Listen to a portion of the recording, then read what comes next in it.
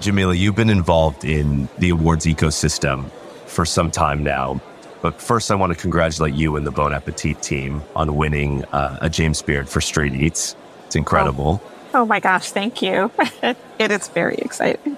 What has your experience been in your role, both at your past role at the James Beard Foundation and also your current role at World's 50 Best? Oh my gosh. Well, thank you for the congrats. It's always an honor to be recognized by your peers. But I spent so much time working with the awards as the journalism chair and on the journalism committee and being a judge for restaurant and chef and being on the awards committee. It's so nice to be on the other side of that because it's so exciting to watch people win, for people to come into the James Beard ecosystem, knowing it's one of the highest honors in food and winning the thing. Mm-hmm. And it's really nice to be on the other side. I had been a finalist before I became involved in the organization, but it's really nice to take home one of those medals and be able to share that with your team and to show that all of your work has paid off. And whether you are in journalism or in a restaurant, it is a team exercise that requires a lot of collaboration and focus and cross-functional iteration. And so to win an award that's given by your peers, knowing all of that work and collaboration that goes into it it's life-changing. It really does make you want to reach higher, be more ambitious. So I find it very exciting to be part of an awards ecosystem. There's always a way in which awards matter. Mm-hmm. And the biggest piece, I think, is the recognition from your peer group. Yeah, I think that's maybe one of the fundamental questions that we're answering is, why do awards matter? And I think we all love to win awards, but I think what these awards like the James Beard or World's 50 Best are doing to support the community, to, build relationships, to really reinforce education, reinforce learning. I think it's something that isn't talked about necessarily. And it's funny, off the record with Claire, after she said all the incredible things that the organization is doing, I said, people need to know about this. And she said, well, we need more budget to be able to tell people, but it's, it doesn't stop at the awards with these organizations. And that because you've been behind the scenes at both of these organizations. Absolutely. And being behind the scenes, you start to see the internal work of the committees, of wrangling all of the judges and the hundreds, sometimes thousands of entries. People don't see you reading 120 profiles and 75 essays or all the restaurants that we have to visit in order to help meet the criteria. But I think what people don't see behind the scenes is the work that goes into the awards, fleshing out the criteria, bringing together the judges, the meetings that we have to have, the discussions and debate, and then putting forth a slate of finalists and then judging a slate of winners. I think it is so important for us to give some visibility into those processes. And especially when they're very public, the James Beard Foundation went through an audit in 2020 and 2021 where we had to step back and look at the awards. Do these awards make sense? What are we honoring? And making sure that all of our criteria, our communications, everything that we do around the awards starts with excellence. Because that's what awards are for. They are to celebrate excellence. And when that is your North Star, then you can start to look at all of the things that prevent you from honoring excellence. One of the awards that I was so excited about changing during the audit was Best New Chef. Best New Chef had an age limit. You had to be under 30. So if that's the requirement, then that means you are leaving out a career changer. That means that you're probably leaving out most women. Most women change careers and become chefs. But because she's not 30, she doesn't get to be Best New Chef. Well, does that make sense? And so being able to ask a lot of questions about the awards. The progress I think that we're seeing in awards is that they are evolving. You'll start to see them changing. I love at World's 50 Best, where I'm the Academy Chair for North America East, is that there is a lot of changes now in the list. you may not see the same restaurant on the list for 20 years because now we have different judges with different perspectives, with different worldviews, with different travel habits. And so, one of the questions we always get with awards is who gets to decide? Who are the judges? Who gets to decide? So I think when we start to give visibility into the criteria, visibility into a little bit of the judging process, with excellence being our North Star, then we can put forth a slate of awards that we can be proud of. So I've been extraordinarily honored to be a part of both organizations because honoring restaurants, whether those are on the 50 best list or it's ones that are getting a Michelin star, if they are being honored by their local community, being able to celebrate what is good about the restaurant industry, I think is something that we need to continue to do. Yeah, and I think the catalyst for a lot of this change in evolution and ultimately progress in the awards is the past conversations that we've had with the past guests. Because of the conversation we had with Sean Sherman and Rupa Bhattacharya and the way that we're talking about food is different. The foods that we are identifying and saying these foods matter, the awards have to change and have to shift. The conversation we're having with Melina and Julianne about being better business practitioners, focusing on sustainability, not just like you said, from a climate perspective, but from an employee perspective. How do we build sustainable businesses, build sustainable restaurants? And then also hearing from Daniel Hume and Elena Regadas from a chef perspective, there's no doubt the awards have been going through an evolution and a shift in culture. It's super exciting. That means that there's a longer table for awards. There were so many people who came to me who said, James Beard, well, that's not for me. Or I don't cook fine dining, so that doesn't qualify me for the world's 50 best list. Well, I think when we hear from Tim Brooke-Webb, you'll hear from him who's saying, no, it is the best experience. And that can be a little casual bistro, or it could be 3 Michelin stars.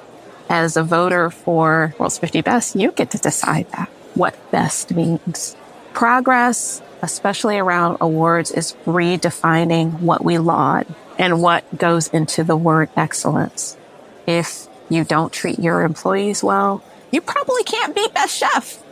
I think having a step back and looking at what we laud, what our expectations are as judges and leaders, as business owners. We want our teams to be well compensated. We want our teams to be excited and great ambassadors. And I think awards create a great ambassador program for restaurants. They also make restaurants become destinations. That helps contribute to all kinds of culture. You're listening to Effects of Change, a Bon Appetit and On the Pass original series about progress, co-hosted by Jamila Robinson, editor-in-chief of Bon Appetit, and myself, Gabriel Ornelas, creator and host of On the Pass.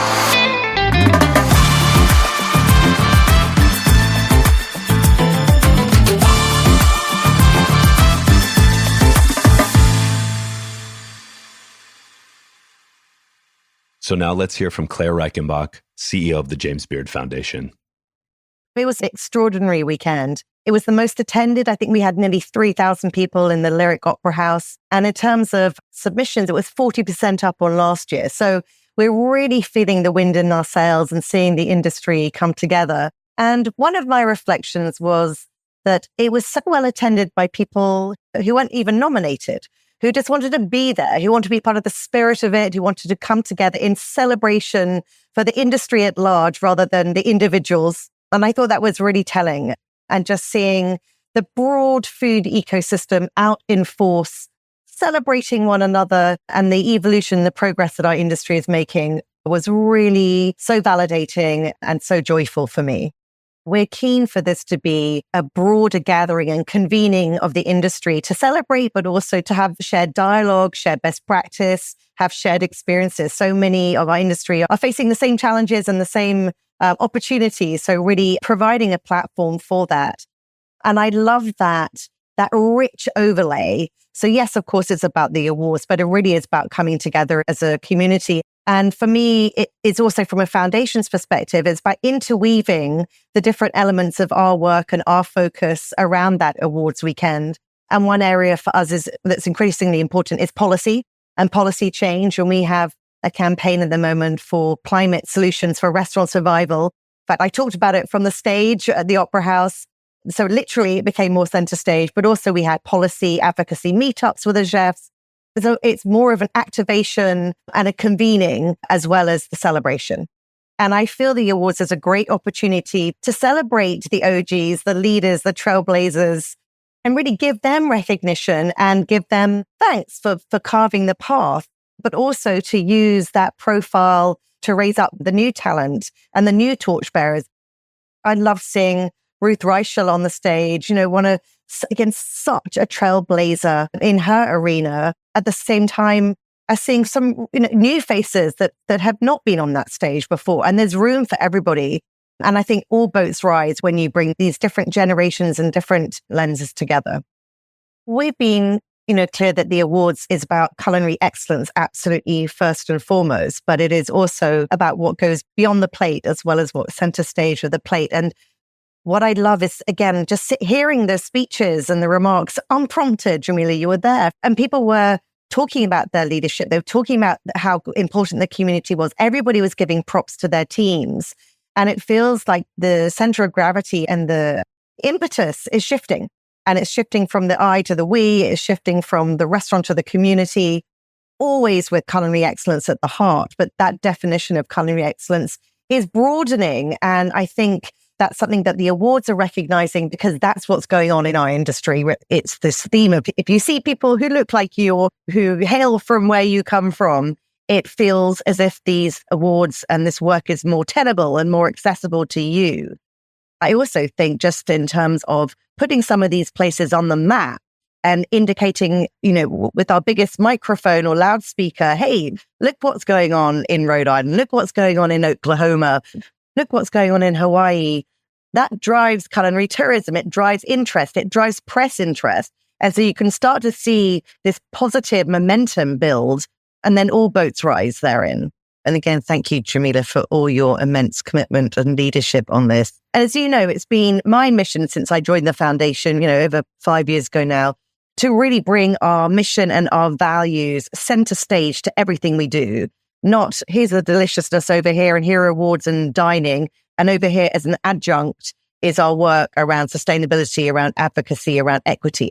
We've been very intentional about reconciling those elements, and hence the coinage of, good food for good, wanting to ensure that every time we show up, we have those in balance. And given that the awards are our biggest change lever, our most profiled dimension of our work, it's been our ambition for many years to ensure that they are increasingly an expression of our values. And the audit, and taking a year out in 2021 to really overhaul the awards, every element of it, the process, the procedures, the composition, the structure, the philosophy, every element of the awards, to ensure that they were more accessible and more transparent, more consistent, but really that we were broadening that aperture again to ensure that the awards are reflective of our industry in its entirety.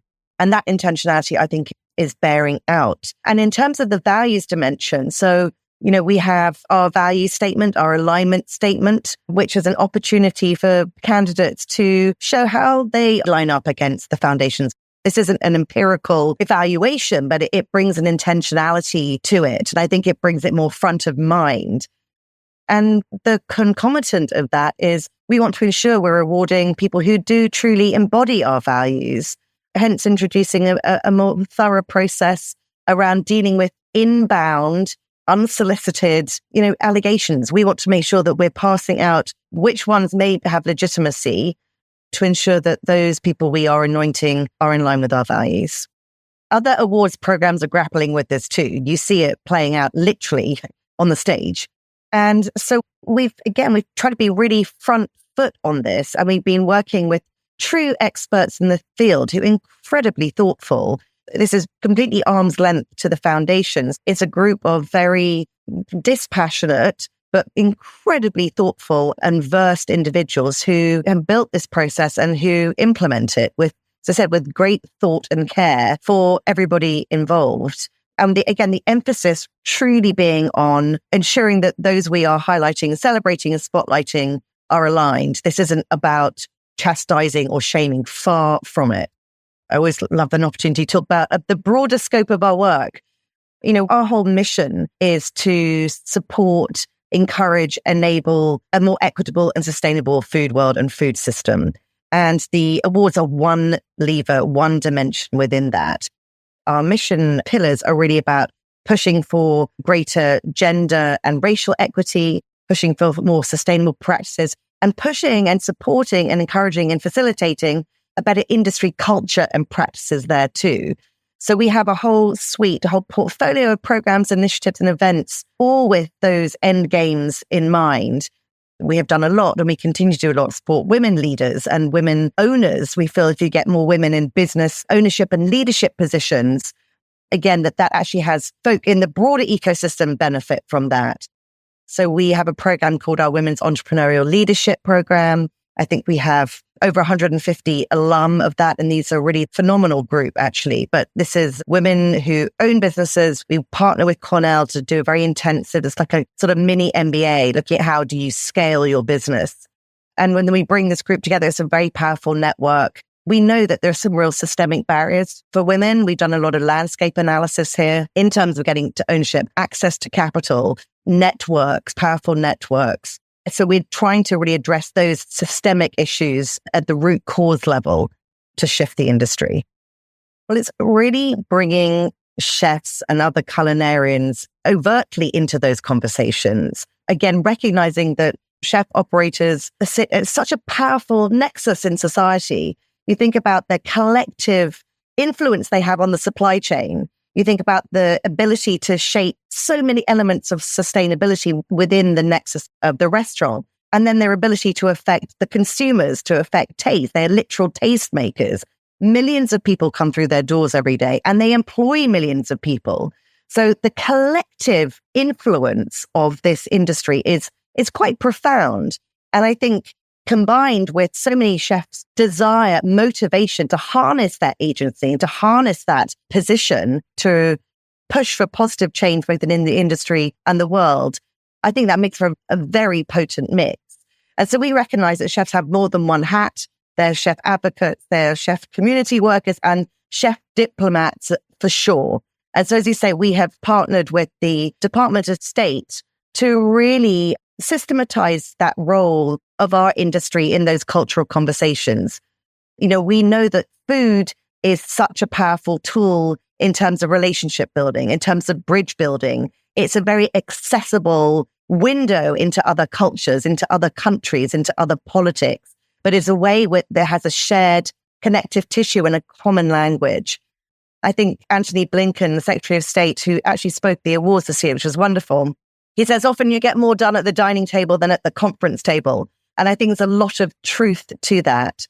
So ensuring that we have a culinary core, which is illustrative of the richest panoply of cuisines that make up America's food culture. As you say, different food ways, different food cultures, different ingredients, different approaches, different philosophies. Having a very active canvas for that dialogue is what we are looking to achieve, both domestically but also internationally, as our American chefs represent the breadth of American values overseas. And I think building on that chef advocacy work too, in terms of policy change, I see those as kind of natural bedfellows, if you like, in terms of working with the leaders and the decision makers of this country. In terms of the culinary core, I think it's really about deepening and embedding that program. I mean, this is about having chefs, cook for and talk at state dinners. And when emissaries or foreign diplomats are in town, any occasion where they're there that involves some sort of food, the culinary core are there present, vocally telling stories through their food. Equally, though, when they're traveling around the country, so not just in DC, we want our chefs to be present, to be engaging. And then, as I said, internationally. So there are kind of three dimensions of it. And we just kicked it off fairly recently. It was a reinvigoration of a program that was born several years ago, but we reconstituted it. And I would love it to get so into the DNA of how the Department of State works that it becomes second nature and that it can actually infiltrate other departments too. in thinking about where the restaurant community, the chef community, it can work with leaders to affect sustained change and coming with deep endemic knowledge, understanding of these issues, not academic, but lived, I think is critically important. And also, again, the ability to engage the consumer in that conversation in a way that's very accessible and isn't didactic, but it is through pleasure and the senses and joy. And again, it's using food as an on-ramp for information and education and movement. We're very active in the chef advocacy space, both in terms of training chefs who are advocacy minded to be really effective communicators and policy change makers, but also convening that community and actually going to the Hill. And one of the big shifts we're making is we've been historically very kind of policy agnostic. We've said we've been training this group and then bringing them together around the areas that animate them. Going forward, we're going to have more of an explicit policy agenda. Again, really around policies that line up around those outcomes we've been talking about in terms of the culture and practices of the restaurant industry, sustainable practices, equity, etc. And then galvanizing our work and efforts around those policies. What I love about Good Food for Good is it prompts, well, what do you mean by good food and what do you mean by for good? And that is an ongoing evolution on both fronts. And as I said, I think one strategic thrust for the foundation is to move deeper into the food systems space. We are best known for the kind of culinary excellence, and we do a lot in impact, but actually using our influence and our relationship with the industry really to move deeper into food systems change and deeper into policy change around that. I would love people to understand that we are in service to of the full breadth and depth of our community, the independent restaurant industry and the broader food world. Again, not just a small element of that, but really the breadth of it. I would love us to be seen as true allies, champions of our community, as valuable resource and source of support and partnership. And I'd love us to be recognized that we're really trying to, do everything we can with our toolkit, with our influence to push for positive, sustainable change. I mean, that is what motivates me, is what motivates my team, and it's our raison d'etre. So as you said, I feel that a lot of energy is given to stuff that's on the periphery as opposed to really the core of what we are trying to achieve. With the awards and the foundation at large and how we are really trying to use our agency to support our industry, to advocate for our industry, to provide resource and recognition for the real leaders. I'd love people to say this awards program is uniquely American. We are singularly about American cuisine, culinary and foodways. American cuisine is uniquely diverse. It is rich in its diversity in all guises. And the awards, I trust, will continue to reflect that in a really authentic way, but that shines a light on the leaders of the past and the leaders of tomorrow. I think that the awards in many ways act as a bellwether for the industry, as we've talked about, both in terms of what is recognized as great and excellent and how that is broadening and evolving. I think it's also a bellwether in terms of where we're seeing the dispersing or the spreading of culinary talent. It's indisputable that the New Yorks, Chicago's, LA's, San Fran's of this world continue to be global culinary leaders and need celebration and applause. But I think it's really exciting to see these new pockets of culinary excellence beyond the major metropolises. And I think that's what the awards are showing. Right? Another thing I'd love to just underscore, the economic impact of restaurants and actually journalists and others, even just on the long list, the semi-list, it is game-changing for people. They see the demand, the reservations go through the roof overnight. And so for some of these smaller locations, that's really meaningful for the local economy. So I think that's a really important dimension of this, that given the economic pressures in the system, if we can deploy this currency for the economic good of our community, that's a really important dimension too. I'm so motivated to ensure that the continued relevancy of the currency of the awards. And that's how we're evolving it, not for the good of the foundation, but for the good of the recipients, because it continues to have that power, both business-wise, but also profile, reputation, all of that for the good of the recipients within the community. So really working hard to look at how we continue to evolve it. I would just like to reflect on Ruth Reichel's, acceptance speech. For me, it was such a beautiful summation of how we see the evolution of the awards. As she reflected on the evolution of the industry, she said, it's hard to believe how enormous the changes in the food world have been in my lifetime. People finally understand that eating is an ethical act and that our food choices really matter. And for me, that just was the encapsulation of how the awards and our industry has evolved. And that's what we want to continue. So now let's hear from Tim Brooke-Webb, the managing director of the world's 50 best restaurants. We had an amazing showing and a fantastic series of events, biggest attendance ever, and really important to be back in the US. Really pleased to be able to bring it back to the US after 8 years, I think, of absence. Such an important market for us, really big market, really important market for all of our stakeholders as well. So being able to come back and run the event at twice the size, I think, of what it was when it was in New York 8 years ago in terms of attendance, a lot bigger in terms of number of events as well. And, with our signature sessions across the city and, amazing support from Wynn. I think everyone appreciated the incredible hospitality that Wynn offered to a lot of guests, and then supported also by Resorts World and Venetian. Amazing attendance from those restaurants as well, who all attend at their own expense. We don't pay them to come. When we're in a destination, and we're changing destination every year, it's really important to engage with the domestic market as well. So, we keep aside a whole tranche of tickets to make sure that, we can engage with the local market. And not local sounds like just Las Vegas, but yeah, we had chefs from across the US.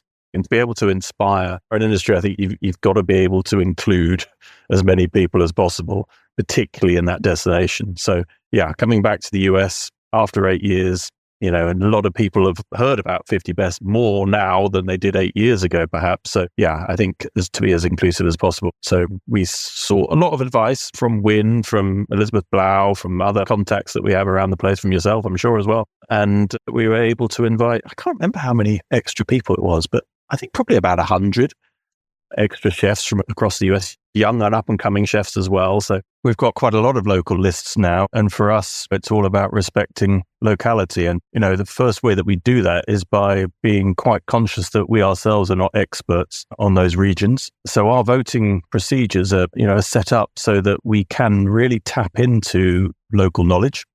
We can really tap into those academy voters who are all, from the region, and respect the fact that they know a heck of a lot more about these restaurants and the local cuisines than we do. And so what we do is hold up a mirror within the region to the region. I think that's the most important thing. And that's really the difference between us and a lot of other guides out there, is that we're not just outsiders coming in and assessing restaurants or bars. We are, I guess, a bunch of locals, essentially telling outsiders and other locals what the best places are. We're responsible for appointing the academy chairs. So we will hand select the very best, we hope. Jamila is a great example of that. But we will hand select the very best people that we can find to represent either a country or a region. And it's then their responsibility to find the other voters, depending on which award we're looking at.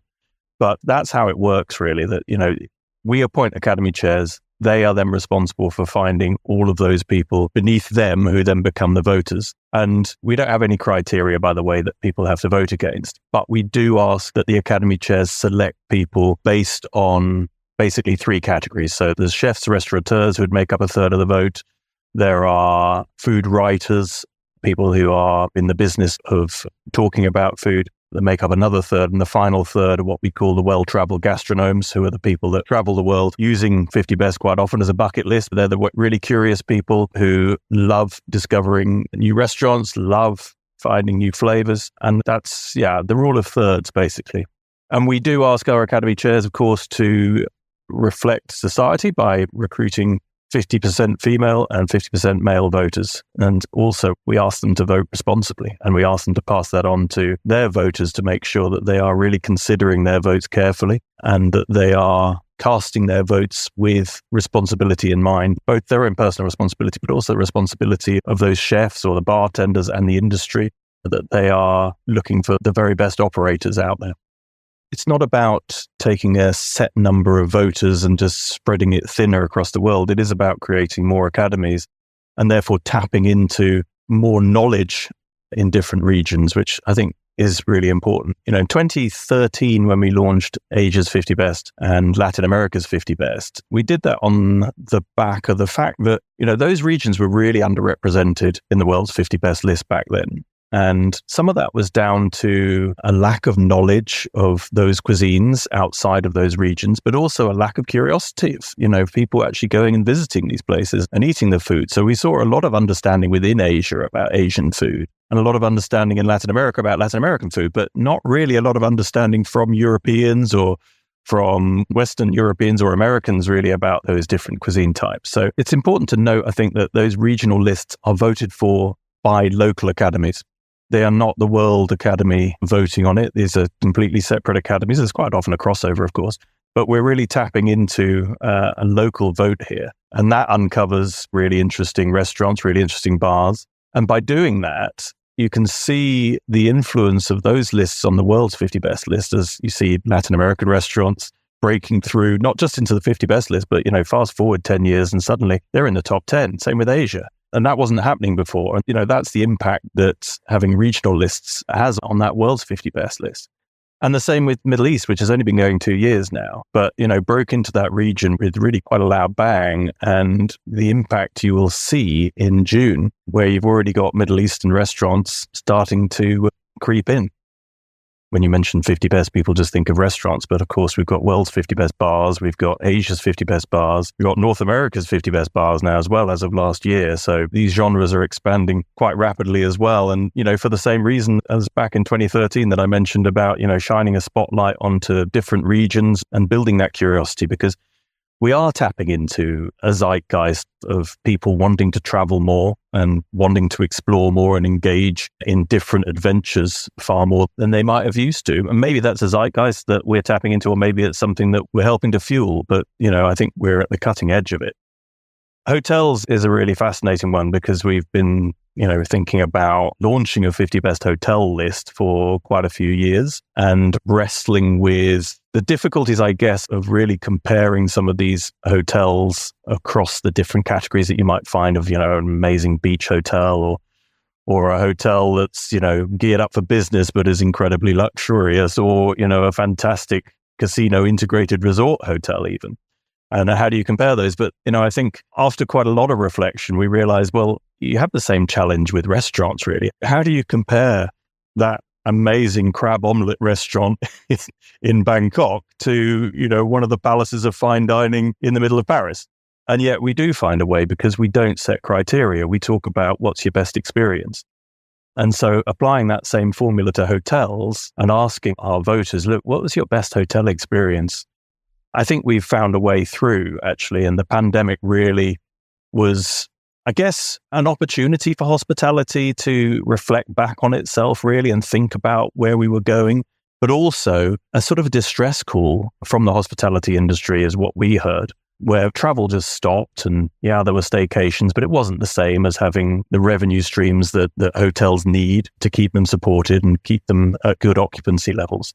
So, we heard this distress call, I guess, from the industry, and we thought, okay, well, we really need to get serious about our plans for hotels, as well as completing that hospitality circle, I guess you'd call it, where, we've got 50 Best Discovery, which is our website. The 50 Best Discovery site helps you to find the best restaurants, helps you to find the best bars. And guess what? We're going to have hotels in there as well. So if you're traveling around looking for the best restaurant and the best bar, chances are you probably want to stay in a great hotel as well. So we're going to be able to offer that service, a really curated list from professionals, people that really know what they're talking about, and helping you to discover some of the very best hotels, but also some of the real nuggets that people don't necessarily know about that much. And I think that's one of the most exciting elements of what we do at 50 Best is, particularly through the discovery list, is uncovering those fascinating little nuggets that people don't necessarily know about. But you know what? Our jurors do know about it and they voted for it. For me, it's about helping people to navigate, really. But everything else is really following the same formula that we have in restaurants and bars in terms of voting. And that's really about quality. And it's about, asking our jurors to nominate what was the best quality experience that they had. And that is subjective. And that's the strength of it, I think, is in that subjectivity. we'll ask our voters to take into account the entire experience. They have to have stayed there, of course. It's no good just to have had a quick show around. So we will ask them to consider, the entire experience from the arrival to the spa, to the restaurant, to the bar, to the bedroom, facilities, amenities. The sort of voters that we have recruited, and certainly the Academy chairs that we appoint, are of the caliber that understand that. They understand what great hospitality is, and it's their responsibility to make those recommendations. The more we can do to keep reinforcing how our vote works and keep educating people, that's one of our biggest challenges, I think, is just to get people to really understand how democratic it is and how we don't influence. We're not the experts here. We're the facilitators. We're the people that, put this thing together and produce the results and hold it up and, capture the attention of the world's press. But it's the local experts that are the real heroes in this. And, of course, those establishments that are selected by those experts. So whether that's a hotel or a restaurant or a bar, it's all a hospitality experience. It's all about delivering quality. And for our voters and for our Academy chairs, it's about uncovering that quality and making sure that they recognize it and that they give our audience the opportunity to go and experience this hospitality themselves. We're not critics of an industry. I mean, it goes with our territory, of course, that we are ranking restaurants and bars and, of course, hotels. And we're saying ostensibly through that ranking that this one is better than that one. But that's kind of a product just of the voting, and it's not necessarily a definitive thing. And just touching on something that you said earlier, Jamila, about chefs get a little bit obsessed about where they are, and so do bartenders, and I'm sure hoteliers will as well. But really what we try and encourage them to think about is being in that very exclusive club, which is you're one of the 50 best restaurants, bars or hotels within your region. And that's one of the most powerful things that you can do. I mean, of course, everyone wants to be number one. Of course, everyone wants to be in the top 10. Realistically, that's very unlikely to happen. Just statistically, that's very unlikely to happen. But, when people get there, wow, what an achievement. We are also trying to create some equity within this industry, and we're trying to create as much opportunity within the industry as we can as well, opportunity to be recognized. But yes, we are exclusive and you can't get away from that. And ultimately, we're about quite a lot of luxury experiences as well. I hate being called a fine dining list because we're not. You look at the actual makeup of this list and yes, there's fine dining in there, but there's also a lot of nice casual places. So part of that comes about through expanding the lists from just being a 50 list to actually 51 to 100, which is what we've done in Asia and Latin America. But also in 2019, we created the 50 Best Discovery list, which is essentially a long list. It was inspired because we realized that we had huge data from our voters of, all of these amazing establishments. And when you ask your voters to vote for whatever it is, 10 restaurants, and one of those voters says, these are my top 10 experiences, for us, it's about respecting that voter and saying, well, actually, if you're saying that's one of your best 10 experiences, then theoretically, it could be one of the 50 best restaurants in the world if enough people also agreed with you. But, you're an expert and you're saying that's one of your top 10. So we were fascinated by this data, and we had, thousands and thousands of venues being voted for every single year. And we were sitting on this data and we just thought, actually, we need to surface some of this to help people to find restaurants and bars because, it's all very well having a 50 best list, but good luck getting a reservation in any of them. And particularly, in the top 10, I mean, yeah, you've got huge waiting lists. I mean, you look at somewhere like Noma and it had 15 years of opportunity to sell out when they became number one. And the Rocker Brothers, I think, their website crashed because they had so many incoming inquiries when they were made number one. So the 50 Best Discovery list is there really to help people to find the best restaurants and bars and what will be hotels as well. And we've got 2,700 venues listed in 50 Best Discovery now, and it covers 85 countries and it covers about, actually over 500 cities now. So in theory, you should be able to go onto that 50 Best Discovery list and find an amazing restaurant or bar or in future hotel that hasn't necessarily made it into the 50 Best list, but our voters have declared these to be some of the finest experiences they've had. We talk about nuggets. This is a list of some of the best nuggets I think you're going to find. In 2016, when we took the decision to move the world's 50 best restaurants out of London for the first time, and really say to the world, this isn't a London list, this isn't a bunch of Brits sitting in an office just outside London deciding the fates of restaurants around the world.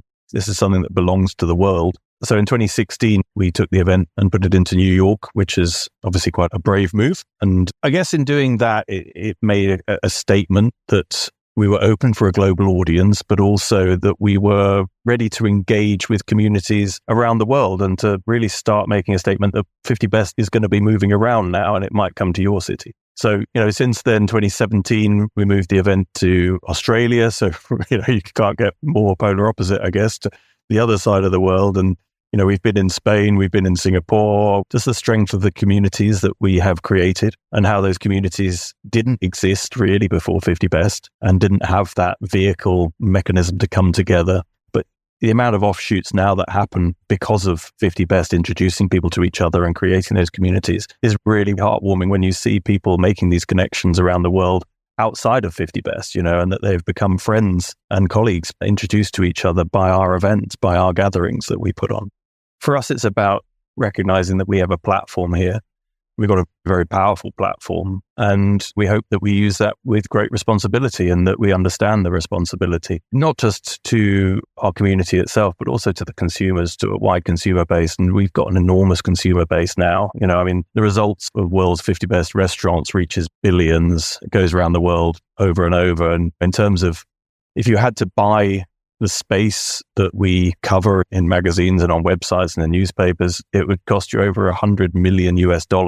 We generate enormous amounts of column inches, and that's great for the industry. I hope it's great for the industry as a whole because, when people are talking about restaurants, it inspires people to go to restaurants, not just go to the 50 or the 100. It gets people talking about restaurants. It gets it in the public psyche. And that means that I would hope that a whole industry benefits really from a 50 Best list and the publicity that generates and the interest and the curiosity that generates amongst the public. Having had such a warm reception in the US and the fact that the US now is less represented in the world list than it was. So I think, North America deserves its own list and it deserves to have, that place on the world stage again. So yes, we're actively looking at it, but I haven't got anything to share with you at the moment in terms of timelines or a plan. 50 Best, Michelin and James Beard are completely distinct brands. If a restaurant has a Michelin star or multiple Michelin stars, or even if it's included in the guide in some way, it does not necessarily mean it will appear in a 50 Best list. And vice versa. One doesn't dictate the other. The selection processes operate completely differently. One is a rating system, the other is a ranking system. For Beard, the accolades are also completely limited to the US. 50 Best is global. And so for me, the three brands are not in conflict at all. They operate in different ways. One distinct element I think that distinguishes 50 Best is that any restaurant in any town or city in the world is eligible to be voted for by the Global 50 Best Academy, whereas, a restaurant can only receive a Michelin star in a town or city where Michelin is incorporated. So, it's safe to say, look, we're glad to be part of an overall movement with our colleagues at Michelin and James Beard, a movement that shines a spotlight on various cities and countries and hospitality scenes and different culinary offerings and different talents on as wide a scale as we can. We've currently got 3,200 venues listed on the 50 Best Discovery list. That encompasses just more than 640 cities across the world. So it's a highly curated collection of city guides. It's all expert approved. It incorporates restaurants, bars, and hotels, genuinely from across the world. So yeah, just in 2024 alone, we added more than 600 venues, and that created an additional 100 new cities listed within Discovery as well. So we added, I think it was 260 restaurants, 120 bars, and of course we had 50 Best hotels as well. So we added 240 hotels for the first time.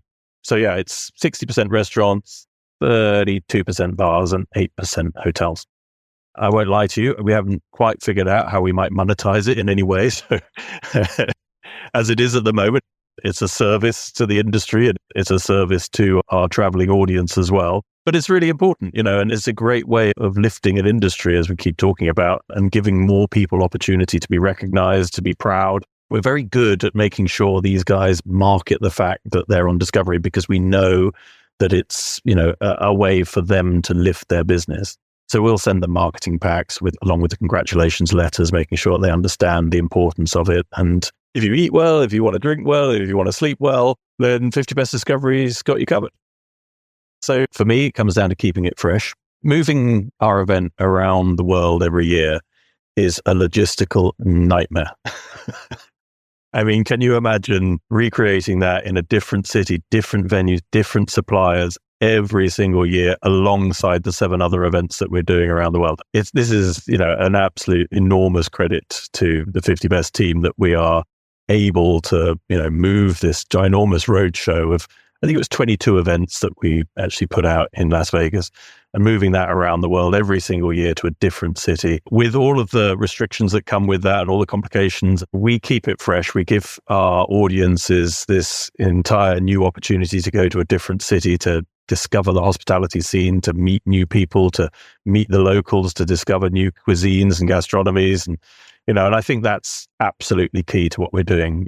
First of all, we're a community. We've built a community. We build a very loyal community. We engage with that community very frequently. We see them as key stakeholders. We'll make sure that we actually do talk to members of each of those stakeholder groups, of which, chefs are one of the key stakeholder groups. And we make sure we do everything, with their approval, really. So for me, it's about keeping it fresh. It's just about making sure that we remain engaged and we remain grounded, and that we're not thinking we're above this community in any way, that we are, at the heart of the community. But the real heroes here are the subject matters, the restaurants, the chefs, the people that work with them, bartenders, the bar staff, the hoteliers and the hotel staff. Those are the real heroes here, not the 50 Best team.